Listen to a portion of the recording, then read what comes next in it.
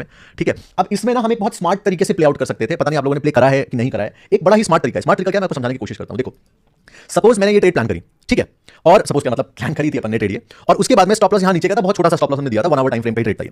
फिर उसके बाद क्या हुआ, देखो हम लोग को क्रॉस एंट्री भी मिली यहां पे। उसके बाद प्राइस ने सीधा एक बड़ा रेड कैंडल बना दिया।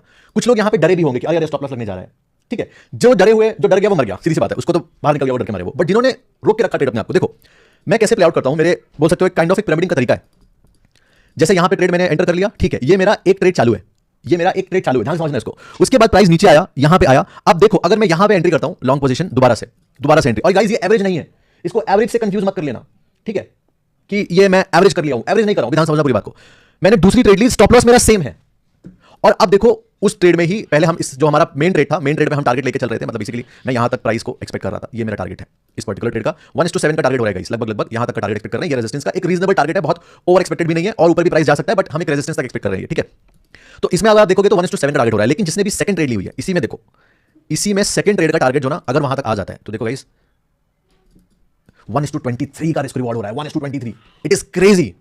स्टॉप लॉस उतना ही था। अब ये दोनों अलग ट्रेड है, समझना ध्यान से। एक ट्रेड ये थी, this was one trade, and ये था मेरा दूसरा ट्रेड। बुरा से बुरा क्या होगा इसमें, सबसे बुरा क्या हो सकता है, दोनों में स्टॉप लॉस आ जाएगा, कोई बात नहीं, दो ट्रेड मेरे स्टॉप लॉस सही। अगर मेरा अगला ट्रेड 1:45 पे चला गया तो मैं ये मेरा लॉस भी कवर करके पूरा प्रॉफिट में आ जाऊंगा।